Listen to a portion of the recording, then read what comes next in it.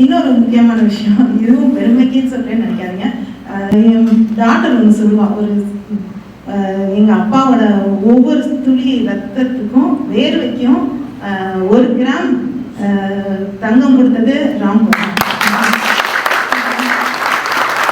அதனால தான் இதை வந்து நான் சும்மா இதுக்கு சும்மா பாட்டு சினிமாவில் பாட்டை சொல்கிறேன்னு நினைக்காதீங்க. நிச்சயமா வந்து நான் ராம்கோவுக்கு தேங்க் பண்ணணும். அதுக்கப்புறம் இந்த ப்ரைஸ் பற்றி எல்லாருமே பேசிகிட்டு இருக்கோம். அந்த ப்ரைஸை பற்றி ஒரு 2 விஷயம் மட்டும் ஷார்ட்டாக சொல்லிட்டு போகிறேன். எங்கள் ஹஸ்பண்ட் பிஸ்னஸ் பண்ணாலும் நான் அப்பப்போ வருவேன். அப்போ வந்து அது இல்லாமல் வீட்டில் நாங்கள் ஃபேமிலி மேட்டர்ஸ் பேசுகிறத விட ஜாஸ்தியாக அந்த பிஸ்னஸ் பற்றி அவங்க என்கிட்ட நிறையா டிஸ்கஸ் பண்ணுவாங்க. அப்போ சொல்லுவாங்க, ப்ரைஸில் வந்து நம்ம கம்பெனிக்காரங்க நம்மளை டெய்லி மீட் பண்ணுவாங்க. அவங்க என்ன ரேட் சொல்கிறாங்களோ அந்த ரேட்டில் நம்ம விற்றா நம்ம தப்பிச்சுக்குவோம். அதுக்கு கம்மியாக கேட்டால் இப்போ நீ வேறு எங்கே கிடைக்குதோ அவங்க போய் வாங்கிக்கோன்னு விட்டுருவாங்க. இதுதான் அவங்க இத்தனை வருஷம் அந்த பிஸ்னஸில் நினச்சி நின்னதுக்கும் காரணம். அப்படியே விட்டுருவாங்க. அதில் வர இதில் நம்ம கரெக்டாக இதை அவங்க சொன்ன ரேட்டுக்கு விற்றா நம்ம தப்பிச்சு எத்தனையோ நானே பார்த்துருக்கேன். நீங்கள் எத்தனையோ டீலர்ஸ் வந்து எத்தனையோ பேர் கடையை மூடிட்டு போனதெல்லாம் எங்கள் சப் டீலர்ஸ்லேயும் நிறைய பேர் போயிருக்காங்க. ஆனால் அவங்க வந்து அந்த அண்டர் கட்டர்ஸாக இருந்தனால தான் அப்படின்னு அவங்க சொன்னது எனக்கு இப்பயும் இருக்கு. அதனால இது இந்த ஓப்பனாக நான் சொல்கிறேன், நாங்கள் வந்து நிச்சயமாக அண்டர் கட்டர்ஸாக இருக்கவே மாட்டோம். எங்கள் ஹஸ்பண்ட் இல்லைனாலும் அவங்களோட கருத்துக்களை நான் வந்து கட்டாயம் அவங்களோட பாலிசி நான் ஃபாலோ பண்ணணும்னு நினைக்கிறேன். அப்புறம் இன்னும் ஒரு சின்ன விஷயம், அதாவது இப்போ ரெகுலராக வந்துட்டு இருக்கேன். நான் வந்து கொஞ்ச நாள் விட்டு வந்துட்டு இருக்கேன், ரெகுலராக வந்துட்டு இருக்கேன். நாங்கள் ஆஸ் அ மல்டி பிராண்ட் தான், நான் எக்ஸ்க்ளூசிவ் கிடையாது. அப்போ இந்த குடோன் வந்து எங்கள் குடோன் ரொம்ப சின்னது தான்.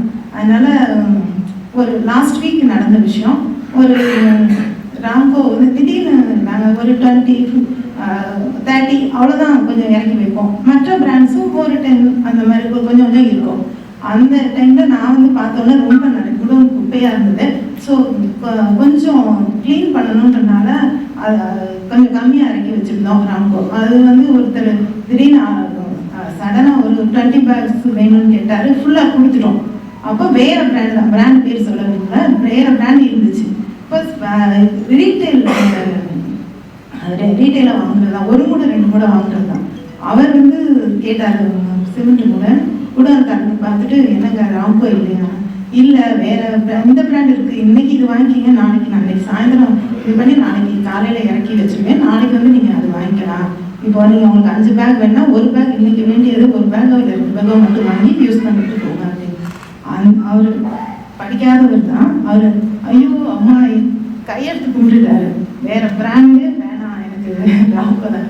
அப்படி இருக்கும்போது இது நிச்சயமா அந்த நம்ம பிராண்டு மேல அந்த அளவுக்கு மக்கள்கிட்ட ட்ரஸ்ட் இருக்கும்போது நம்ம ஏன் விலையை குறைச்சி விற்கணும்? அதனால நம்ம என்ன விலை சொன்னாலும், ஏன்னா அது அவ்வளோ நல்ல பிராண்டுன்னு அவங்க ஃபீல் பண்றதுனால நம்ம என்ன விலை சொல்றோமோ அந்த விலைக்கு வாங்குறதுக்கு ரெடியாக இருக்காங்க. இதே தான் சப் டீலர் கவுண்டர்லையும் நடக்கும். ஆனால் சப் டீலர்ஸ் வந்து நம்மகிட்ட சும்மா வந்து இது அங்கே குறைச்சி கிடைக்குது, இங்கே குறைச்சி கிடையாது, விலையை குறைக்கிறதுக்காக பண்ணுவாங்க.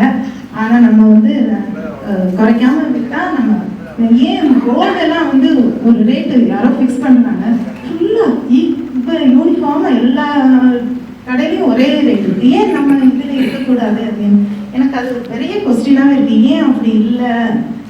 நம்மளுக்குள்ள கோஆப்ரேஷன் இல்லையா என்னன்னு நம்ம குறைச்சி விலை சொன்னோம்னா நம்மகிட்ட எல்லாரும் வாங்குவாங்க. நம்ம வந்து நிறைய டார்கெட் அச்சீவ் பண்ணலாம்னு நினைக்கிறாங்களா என்னன்னு எனக்கு புரியல. ஆனால் எப்படினாலும் நாங்கள் குறைச்சி விற்க மாட்டோம். அந்த இதில் வந்து நம்ம எல்லாரும் சேர்ந்து இருந்தோம்னா நம்மளுக்கு யூஸ்ஃபுல்லாக இருக்கும், நம்ம ஃப்யூச்சரும் நல்லா இருக்கும்.